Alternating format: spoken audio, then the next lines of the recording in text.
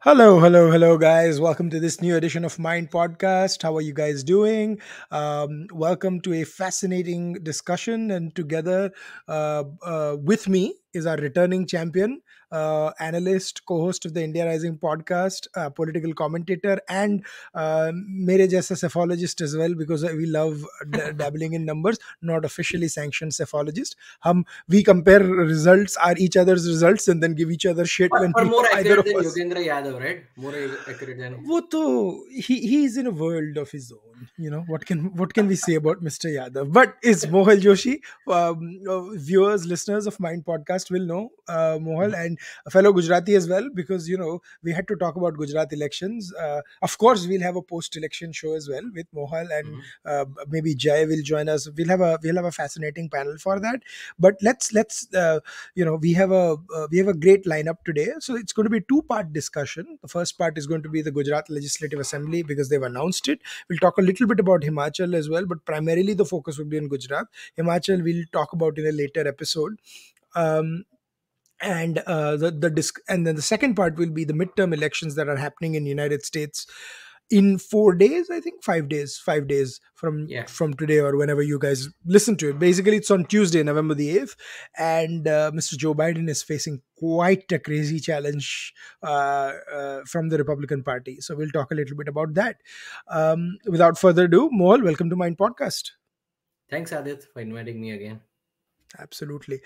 So let's let's get going on this, right? What a wild time to be around with Gujarat. Mhm. Gujarat elections are always the kickstart to the national campaign, because it's placed strategically at halfway point of the a little I more mean, than halfway more point, I than would halfway. say. Like, basically, more, we are more like the last 18 months yeah, before the the last national stage. election. Sorry. Yeah, what I meant was, so 1.5 years to go. So typically, national maneuvering start after that. If you remember, 2007, before the results were announced, Mr. Advani was announced as the face of the then NDA, because it was widely anticipated that Mr. Modi will, win and be the next face of NDA, which turned out to be true.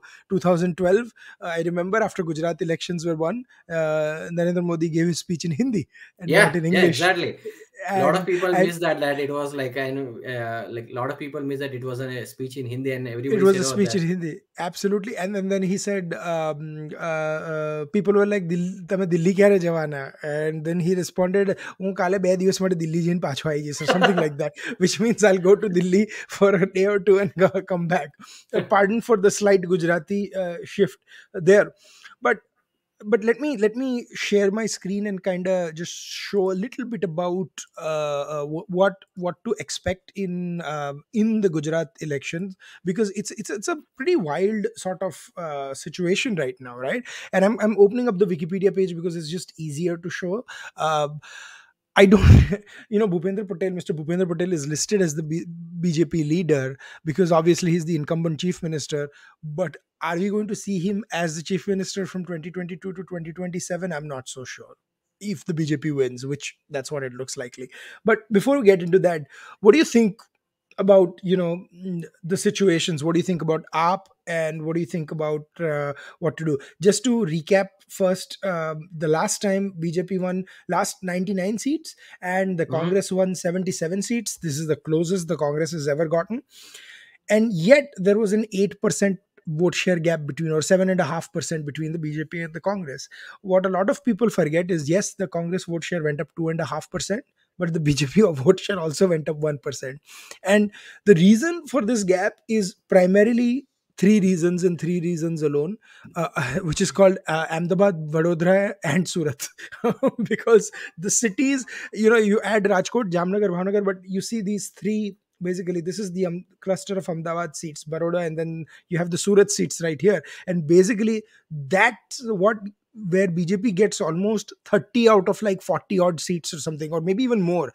Because Ahmedabad and Gandhinagar alone is about 21 seats, and BJP would get like 15 or 16 out of those every time. So it's a fascinating thing. So, what is your perspective on this, Mohal?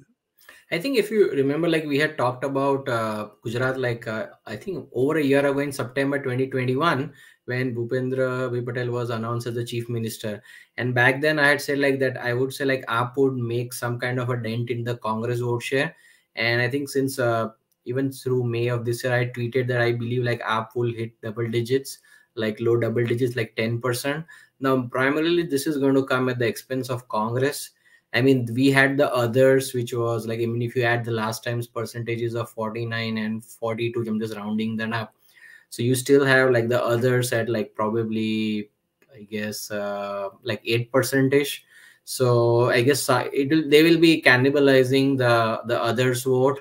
I mean, we have the NCPs and the BTPs, right? I mean, those parties like Chotu Which Vasawa. BTP is an alliance with Aam Aadmi Party this time, right? So that's why I keep Hmm. saying that Aam Aadmi Party is almost guaranteed two seats or maybe more than two in that area, because the alliance is guaranteed because BTP won two seats on their own last time. So Yeah. I mean, Chotu Bhai Wasawa and his son, I think, will typically Yeah, win yeah, those two yeah. seats. So the I mean the app, let's say the app alliance, I mean, for all practical purposes, like I think they should win like 10%. I mean, BJP should do better than last time, as I'd said, even back in September. Hmm. I think not much has changed. I mean, like, but if you look at the recent polling, like app has been hitting like really like 15 and 20%, which I kind of like is kind of like shocking to me, like how they would Hmm. hit this high, because I mean they have to hit a huge substantial, they have to make, I mean, if they're hitting like that high of a percentage, they need to hit like maybe 30-40% in certain seats, right, to have that kind of a high percentage. But what in fact it will does in terms of seat share, because I think around last time, I think when I wrote an article, like around like 50 seats were won like with less than like 5,000 votes or 5% margin, I forget which was it. But I Yeah. think that will ensure that, and then vast majority of the seats, like maybe three-fourth of them, were gone to the Congress. So if Congress is winning by slender margins, AAP is going to kill their chances in those 30-40 seats easily. Yeah, so I mean, and this is what I want to kind of talk to our folks about, what the craziest scenarios that are possible, right? Like, what, let's look at one of the examples that I was going to give. One is Rajkot rural. Right now, Rajkot rural is one of the seats where in 2012 BJP won, and then Lakhabhai Sagatia, who won on a Congress ticket, was given a BJP ticket in 2017, and he won by barely 3,000 votes against Vashram Bhai Sagatia. So you would think that where would Vashram Bhai Sagatia goes? Well, Aam Aadmi Party has given him a ticket this time, Yeah. right? So now these are people who represent a solid 10-15% vote share, right? And so here you have Aam Aadmi Party giving their seats to, like, they've declared quite a bit of people And nominees. Now I many of them are ex BJP or ex Congress Congress, people. exactly. So that's what I'm saying. So I would not trust the winnability of, I would say, about 90% of them. But even if 5 or 10% of them are about to cause any damage or something, that is what we have to see. Now, like, let me give an example. Like, it won't matter if Aam Aadmi Party declares candidates for Ellisbridge, Ellis Bridge. Narayanpura. Ellisbridge is my constituency. Even mine. Yeah, yeah, our constituency, and I can assure you, no non BJP Yeah, yeah. candidate is If ever going to BJP get is losing elected. Ellis Bridge, I think we don't need to do anything. वो Yeah, BJP election हारने we, वाली है पूरा पूरी. yes, exactly. I mean, I have this lovely story about Ellisbridge where I was looking at. Safest? Do you think it is the safest BJP seat in all of Gujarat? Probably yes. One of the Yes, top yeah, five. Congress has not won that seat since 1975. The last time Congress won the seat, they imposed the emergency after 2 years after that. And, or sorry, they No, no, they same took out same the year. emergency. Same year. Uh, I'm saying after that there was a Babu Bhai Vasanwala, a well-known person there, moved to the Janata Party, and then since then, it was Harin Pandya's old seat, and Rakesh Bhai Shah is now the my bot. I mean, and the funniest thing is, if you look at historic results in 1995, uh, uh, Congress had 25,000 votes and BJP had 77,000 votes in Ellisbridge. In 2017, Congress has 31,000 votes, BJP is 120,000 votes. So BJP has doubled their winning margin, and Congress has only gone up 6,000 votes. So I mean, it's that crazy, right? Uh, but so there are seats like this where BJP has a majority of 50%. Like 40%, 50%, like Ghatlodiya and so wahan pe, even if Aam Aadmi Party will put up a candidate, it may even take some of the BJP votes because there are no Congress votes there to take from, but BJP is still going to win. So they are seriously, if you look at it, there are about 10, 12 seats, maybe 15 seats that we are going to look where there will be a proper triangular contest. What is interesting is that there are about 20 other seats where Aam Aadmi Party is the wild card, because they might get 10% of the vote. Now, Mohal, you and I know that 10% will come just from the Congress, right? Typically 10 to 12%.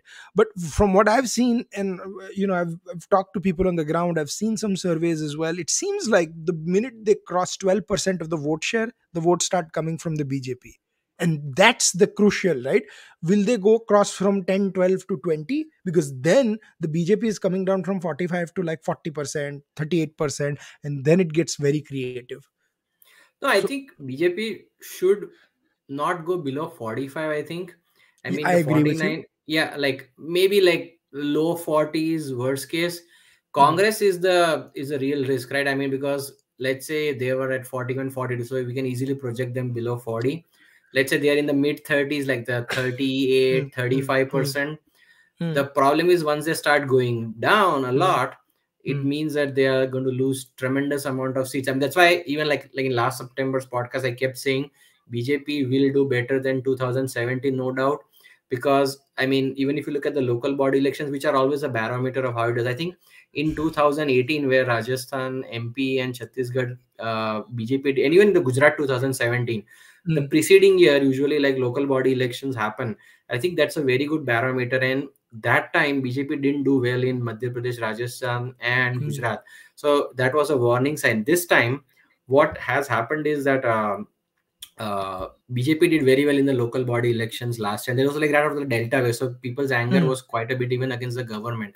But the other interesting thing is that even in places like Gandhinagar, I mean, if you know Gandhinagar, like BJP usually never wins there because of all the mm, sarkari karmachari, and like they're always like not happy with the government. But if you look at in there, like BJP won mm, for the first time, and people are surprised. Oh, like BJP is winning in Gandhinagar, which is like kind of mm, unheard of. And app, mm. I think in Surat, or I think it was Gandhinagar, they won like 17% of the vote share. It was like staggering Surat, amount for a Surat. app. It was in Surat. No, I think even in Gandhinagar they got Yeah, 17% or yeah, yeah, I'm something like sorry. that. Yeah, yeah, you're right. Surat was like in the 20s. Like it Yeah, was. yeah. Because I think all the Yeah, past they won 27 seats. Sorry, they won 27 seats, and Congress won zero in Surat. Surat, because all the past leaders had like switched from Congress to AAP, and Correct. even in Gandhinagar, when I saw it, I had to like I mean, I woke up in the morning. I said like, am I reading this right? I mean, AAP is getting 17%. So at that time, I think it started So revolving here in my here is mind. the here Hmm. is the Aam Aadmi Party results from 2021. They got Hmm. 7% in Ahmedabad, 6 8, which is a huge amount, by the way. Yeah, yeah, 8% in, because Ahmedabad has, I mean, the biggest city yeah, in yeah, yeah, yeah. Gujarat, right? 8 million Hmm. people in the greater metro area. Hmm. Hmm. So so I include Gandhinagar also, but Gandhinagar 21%, Rajkot 17.5%, Yeah. Bhavnagar 8%, and Surat close to 28.5%. So So that's these are like interesting. some serious numbers, right? I mean, this is, they might not win any seats because the BJP leads, as you explained very well, is there. Mm, But I think AAP is making and that was a sort of, I mean, I wouldn't say like a wake up call for me, but I realized mm. that AAP is making serious inroads. And even when I went to Ahmedabad this year, I saw that like lot of like rickshaws had AAP posters. There were AAP, like lot of the, I mean, if you look at the CSDS survey, like Hmm. the recent with I forget like Sanjay Kumar, or I forget like who's Yeah, yeah, the, Sanjay Kumar. Correct, yeah. correct, correct. So he said like lot the lower income class, like one fourth of the people were supporting app. So their main support was like app support was more from the lower income brackets, but as you go in the higher income percentiles, it goes more pro BJP. So I think app has a base. I mean, many BJP supporters might not agree with it, and they say, oh, app can never win 10% and stuff like that. But I think they might win 10% and shock a lot of people. Yeah, seats it might not convert this time around, unless Congress implodes completely, then they might get seats, but maybe in the So next that's election. you give me a great segue. Let's talk about the Congress, because Mhm. where is the Congress? Congress now, and that's what I told this in Congress 2017 is as in well, Bharat Jodo Yatra, right? So they are never to be seen. which does not pass through Gujarat Yeah, apparently. like that is. I mean, if you are creating so much buzz about the party, if you Yeah. want to show that BJP is not a good, we are a good alternative to BJP, why don't you pass the rally through the election bound states of Himachal and Gujarat? Yeah, and it is unbelievable. Like if you look at their maps, it's kind of strange. Like it Rahul Gandhi has ensured, or maybe that is his gift to the Gujarat Congress कि मैं आऊंगा ही नहीं कांग्रेस में, मतलब वहां पे. But at least last time he did the temple run, and like at least they gave serious scare to BJP, right? When was that? Like what year was that? 2017, 2017, like that was like when he was declaring himself a Janavdari Brahmin, right? Rahul Gandhi.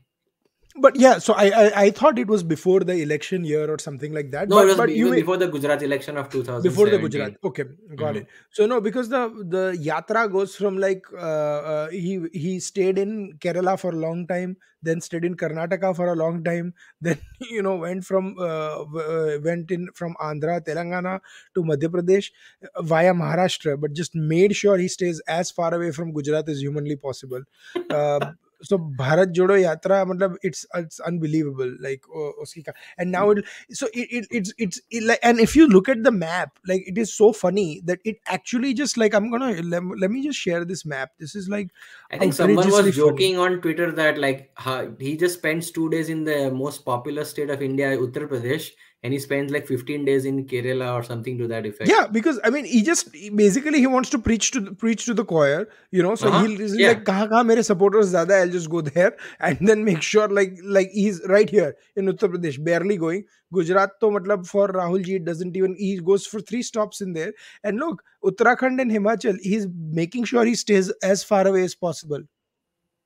I mean, Himachal is good. So I don't understand. And anyone who tells me that this is non-political is rubbish. It is political, and it's okay.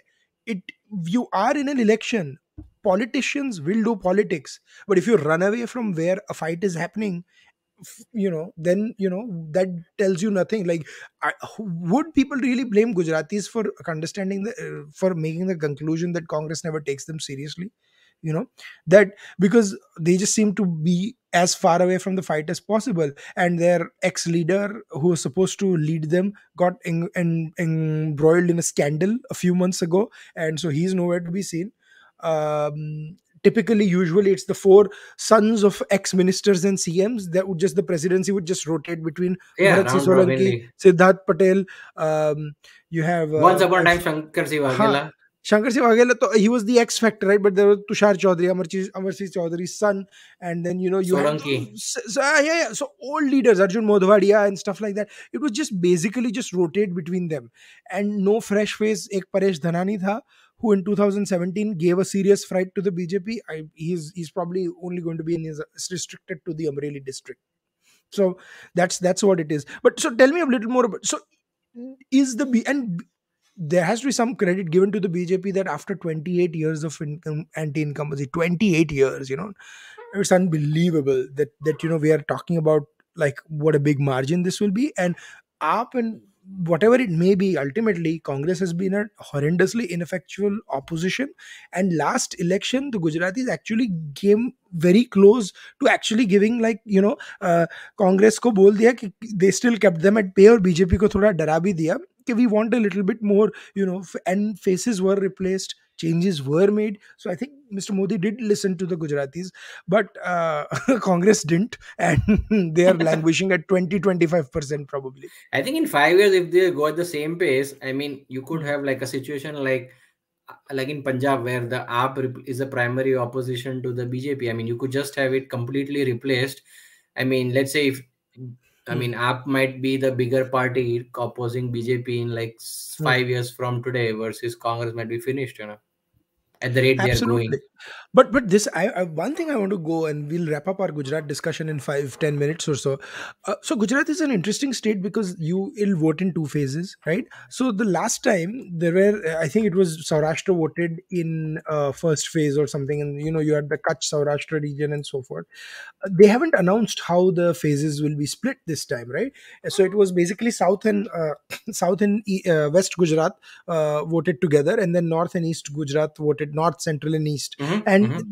and it's always, I always say that, oh, just don't think that South and Central, South, Saurashtra especially, and Kutch represent a huge geographic area of Gujarat. So it seems like that's a lot of seats and stuff. It is significant in terms of seats, but the North and Central, especially Ahmedabad, Baroda, that has probably at least 20% of the seats that go Mm-hmm. to polls Mm-hmm. anyways in that Mm-hmm. area. So you're looking at a even split in terms of that. So how do you think BJP's campaign would be, right? Because North and Central, you would admit that it's probably BJP's gud, and South and Central is where South, Central, and West is where they are I mean, facing the Saurashtra is what fight. they gave them the big fright last year, because I mean, sorry, last time. I mean, Hmm. I think Congress won like low 30s, and BJP won like 25, and like the Congress won 32 seats. So I think if they Mhm. can make up those margins again, they Mhm. should be on a good ground, because other regions they did pretty well. It was just the Saurashtra really screwed them over. Yeah. So and I so I said this in Feb when I came from India. I traveled, especially in Gujarat in 2017. I said BJP is probably going to be between 95 and 100, but 95 and 105, and got viciously trolled. And then I was looking at the exit poll numbers and stuff. Right, some of them give 140 to 150. A couple of them actually give, in their opinion polls, they give 95 to 100, and then in their exit polls they give 120, 110, 115, 110, 1, and everybody claimed victory, right? Because सब क्या करते हैं, they look at the leads, oh, and claim victory and not wait for the results to come. But here is where it gets very interesting. With Aam Aadmi Party getting, like, typically Gujarat has 90% vote. Gujarat actually votes like an American presidential election, where Mm-hmm. 90% of the vote is essentially split between the two parties, right? So now, if 10% of it goes to the Aam Aadmi Party and BJP maintains its vote share or only loses 2 or 3%, are we looking at the biggest margin that BJP has ever gotten in Gujarat in terms of seats since 2002, or maybe even before 2002? No, I mean, I don't think they will go that high. I mean, I think what was the apex when Mr. Modi was the chief minister, like 122-ish, right? 127 in 2002 elections. Yeah, so they could go up to that mark if, I mean, absolutely destroys the BJP vote share. Because I mean, the thing is, BJP with even like I think 40-45% Hmm. can Hmm. achieve that. I Hmm. think, as I said, like those 50 odd seats that get like less than 5% margin, if like Yeah. AAP just tears into them, I mean, Congress could lose easily 30 seats. And like, see, they are at 99, right? So if you Hmm. add like even like a 25 seats, then the job is all done. Yeah, and that was a very crucial election, because the difference between BJP and Congress in 1998 was about, I mean, it was about 10%, but BJP was stopping at about 44. Okay. So 44, 45%. So BJP would get about 117 and so forth. 100 and it was their fix, 19 to 20 Lok Sabha seats, and 117, 115 to 120. Mm-hmm, Then mm-hmm. then Mr. Modi pushed that vote to 49.8%. So although BJP only won 127 seats, they got 2 million more votes than the Congress party. That's So this 10%, 10 and 10. 49.8 is in 2002, I believe. 2002. Yeah, So I'm yeah. saying ki that is how huge a win it was for the BJP, that it almost got 50% of the vote, right? And then he still maintained that at 49.1, which went down to 47, and then in 2017 it goes back up to that 49%.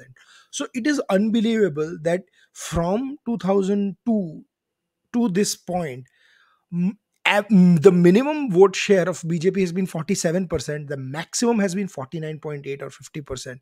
So for them to come down is going to be difficult, because it exists. Matlab, they, unless and until there is a strong challenge from a face, I don't see BJP losing. I mean, app also doesn't have a CM face. So I think what might happen is that, let's say if BJP was going to lose, maybe they lose the 49, they go down to, let's say, the 45. So maybe they'll Hmm. get like 4% from their app, Hmm. and maybe app gains like maybe 7-8% from Congress. And so maybe the two-third share comes from Congress, maybe the sorry, I mean, three-fourth share comes from Congress, or two-third, and then one-third or one-fourth might come from the BJP. Hmm. But I don't see like BJP going way below 45. I think 40 is the, as it is a default benchmark.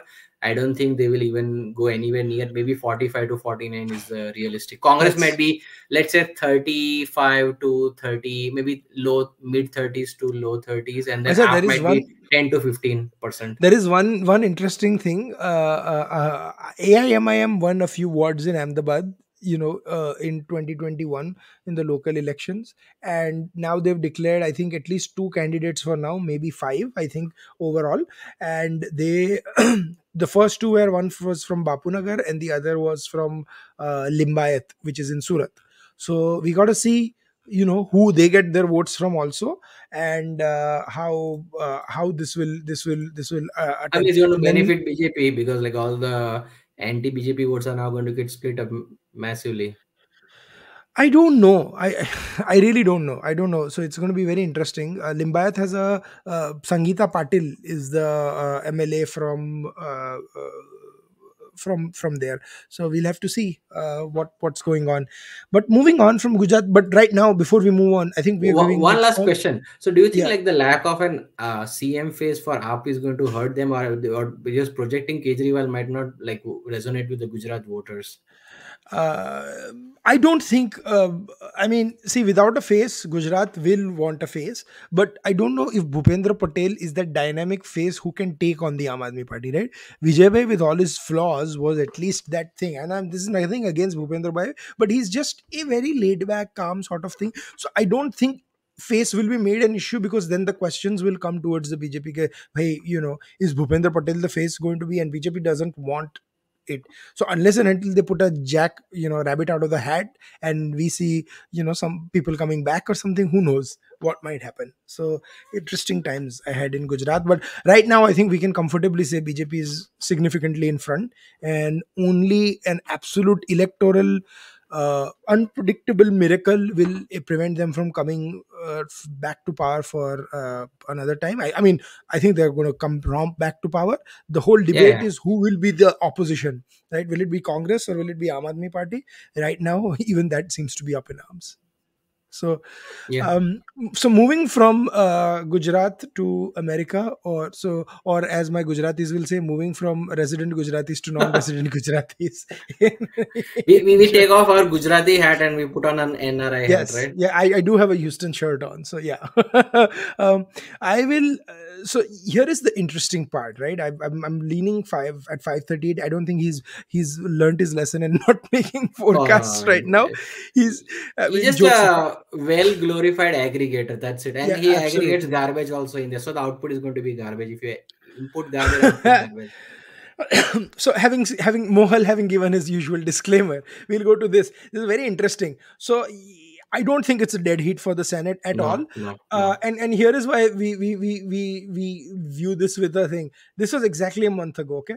Exactly a month ago, or maybe 1.5 months ago, where he was giving Republican a chance of 29% of winning the Senate and Democrat 71% chance, okay? Hmm. And not in any world was it that far apart.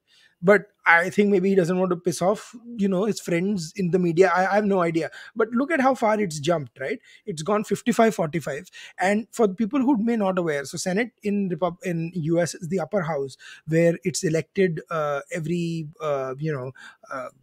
six One third years and members, 2 years every. and the house is elected every 2 years. So I think we can see for sure over here that the house, which is the Lok Sabha in America, that is essentially going to be taken up by Republicans. Now Yeah, the only no debate doubt. is whether it's going to be a landslide or not. Right now it looks like it's going to be like a 225 to 210 split. No, I disagree. A little bit higher. Please tell me, what do you think? I mean, that's what So I'm focusing on what Nate is yeah, saying, yeah, but yeah, I yeah, think yeah. it will be like, if you ask me, I'll be like, I'm leaning towards the 230 to 10 split, but I don't know. No, no. So I think if you look at the RCP, if you look at Crystal Ball or 538, they're all like I think in the 230 range. I think it can go as high as even 240, or I mean, if it's an absolute blowout, 245. I Hmm. think a 20 to 30 seat gain for Republicans is like almost given at this point. I mean, 218 is the halfway mark. Republicans are at 212. So I Mhm. easily see like a 20 plus. The only question is how high they go. Maybe they go 30, 35 ish. Yeah. So easily they go higher. Even in the Senate, I think it was like a today we have 50-50, right? Hmm. Now the question is like, I think there are like five odd seats which are in doubt. Yeah, You have basically Georgia, where I mean Herschel Walker, like I mean, is not a great candidate for the Republicans. I mean, he's had terrible headlines with, I mean, having a sorry, an anti-abortion stance and like paying women to have abortion, and like he's not been a dynamic candidate. But I think Georgia, because of the governor like Kemp, who is going to win like very easily against Stacey Abrams, I think is going to maybe drag him over the line. Worst case, maybe they go to a runoff just like last time. absolutely. uh the other one is Arizona. So Arizona, like Blake Masters, like was is I mean, if you see like the polling, he's slightly behind. I mean, but I think I don't buy that difference, because that's within the margin of error. And another thing is, Democrats vote early and Republicans vote on election day. no, So no. But the if it's the within the, polling. no, I agree, but I'm saying the polling also assumes the Democratic turnout on election day and assumes a certain Republican No, turnout. no, they just poll likely voters. But I think what happened today is very important. So today, the Libertarian candidate, he dropped out and he endorsed Masters. So that 2%, like if he's going to, it's going to make a huge difference. I mean, it might just push him over the line with. Yeah, Uh, Now the other one and is, yeah, Nevada. yeah, No, no, Nevada. So that's, yeah, go on. no, that is the crazy one, because Nevada is not a Republican stronghold.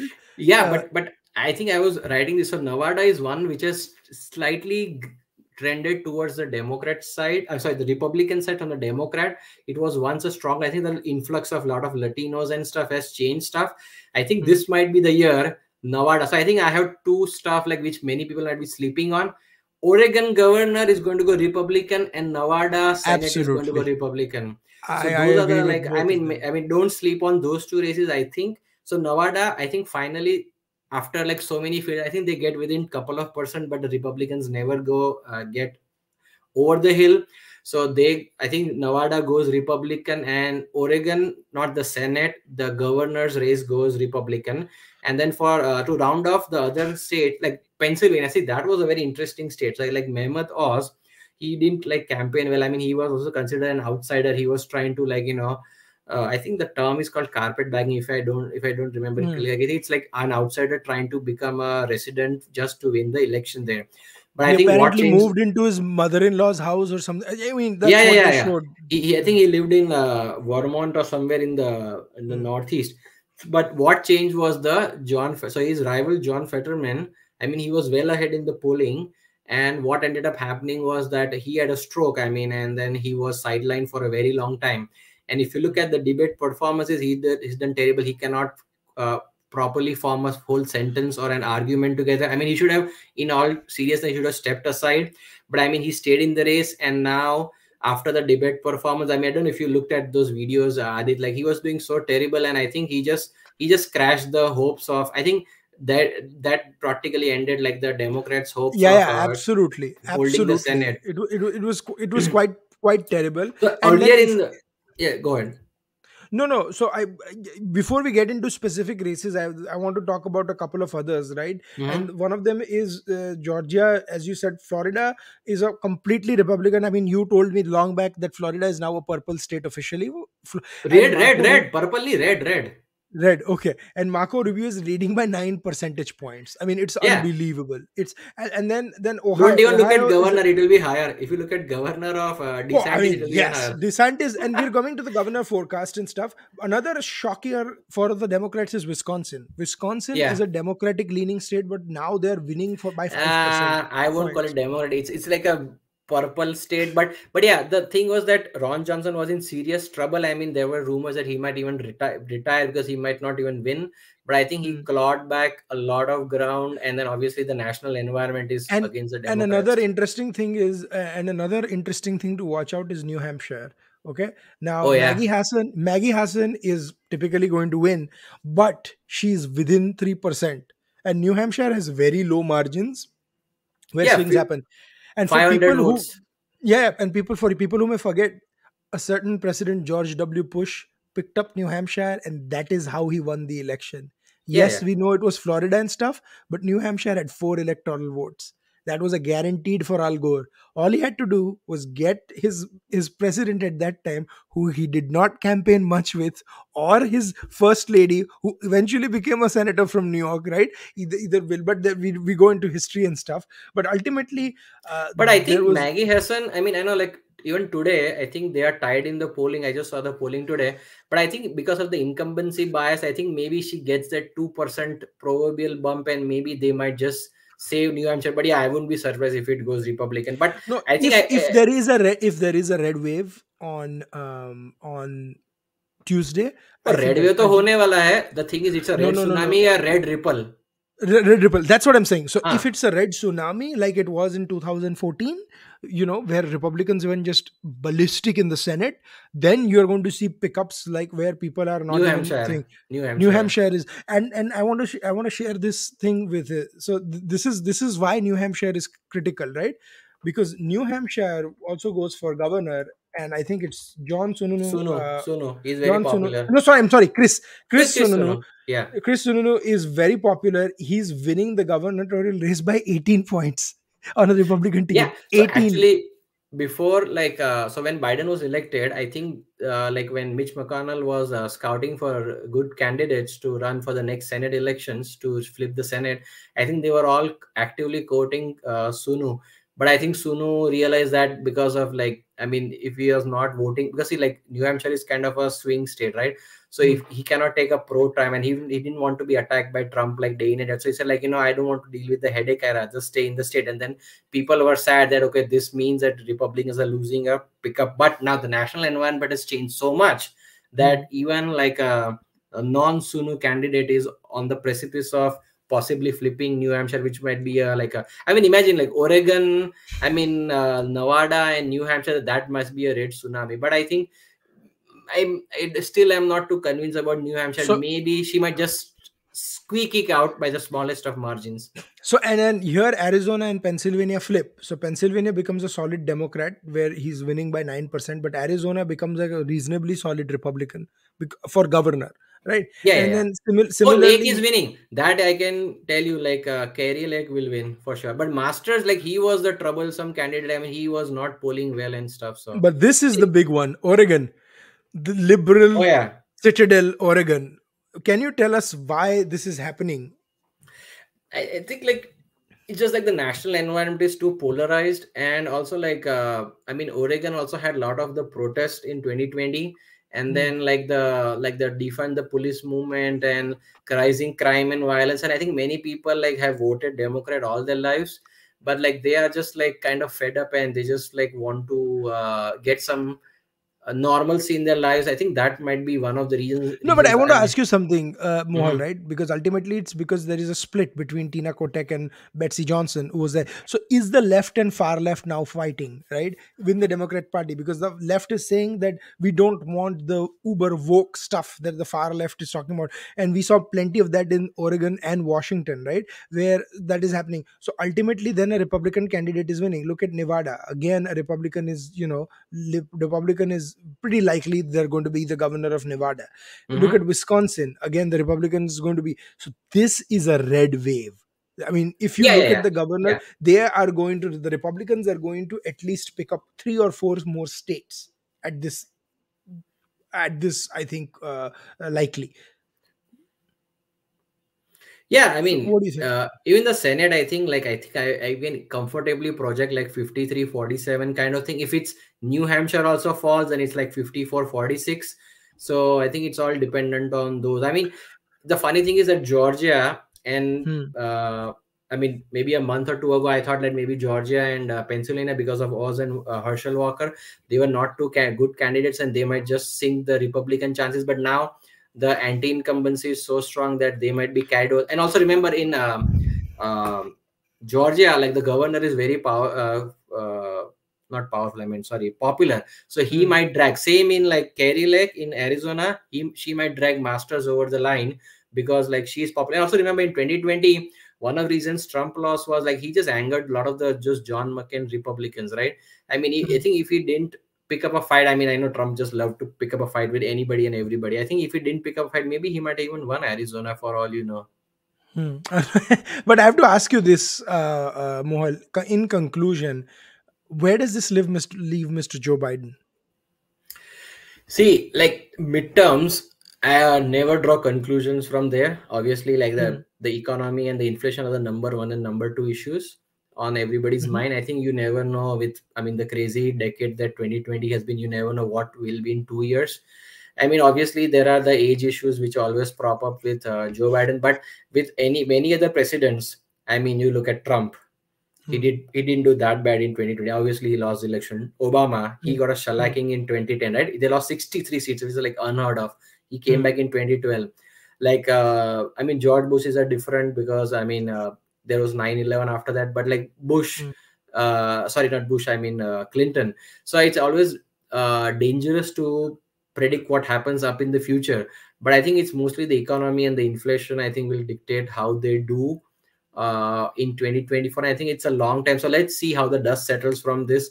I mean, I know like some people, there are also some op-eds saying like both Kamala and Joe Biden not being effective team, they should like make way for somebody else. I mean, Joe Biden is almost like what, 79 right now, right? So he'll be Mhm. 81, and obviously if we have like issues with his uh, like whether he's like No, not just that, not just succession and issues with that. I think there is some significant issues with how his function, like, his ability in terms of to, counter the. I think he's not been too bad as people make him out to be, but the economy has been, it's his team that sometimes is letting him down too. And a question is, is he picking the right people for the job? Is he going after the right policies? And ultimately, is his party at conflict with each other, the far left and the left? So I mean that those are serious questions, right? And ultimately that's what seems to be deciding the election this time. yeah, I think, I mean, see, like if you are like a president with 41% approval rating, which is that, I mean, if you look at it like the like I think George Bush was in the second 2006, he was at 38%. I think Trump also was at 41%. They all lost 20-30 seats. So unless he regains the popularity, then maybe like the high 40s, he'll be at the risk of losing to a Republican. Now the major the billion or a trillion dollar question is whether Trump runs in 2025. I mean, he's dropping is that he might. I mean, the thing is, if you look at the, and I even went back to our analysis what I did on the Mind podcast like 2020, and Hmm. if you look at the down races, the Republicans did well. But if you like the top race, like Trump, so I think people like didn't like Trump. So he said we'll vote down ticket, we'll vote Republican, but top ticket we don't want Trump. So the thing is, if Trump runs, it just energizes the Democrat base like anything. So if Trump runs, expect like a massive Democrat turnout. I'm not saying like who will win. That is a different question. But if let's say a Trump doesn't run, for example, or he doesn't get the nomination, which is more like I'm not saying like Trump might not win the nomination. Let's say if you have a non-Trump Republican candidate, you have the same economy and Biden, then I think Biden is in serious trouble at that Here point. is the thing, boss. When I talk to the people in America, Trump is not even a part of the conversation. The only place where Trump is in conversation is if the president says something.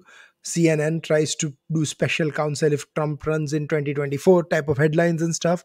So the media is trying, but ultimately the Republicans have been reasonably successful in keeping Trump away.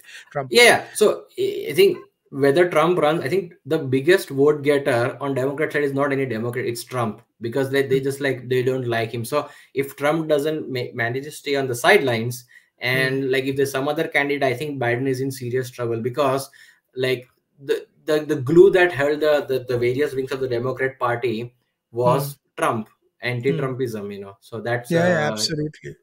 So fascinating times, Mohal. We'll be back, Mhm. after the election to analyze who won, कौन जीता, कौन हारा, कौन कैसे जीता, और कितना हारा. But ultimately that. Democracy But will before, win, right? Can I say that democracy की अरे जीत बाप होगी? रे, मेरे Ravi Shastri, that is the T20 World Cup thing, and yes, India is winning the T20 World Cup. उसके लिए एक और पॉडकास्ट होगा after the T20 World cup.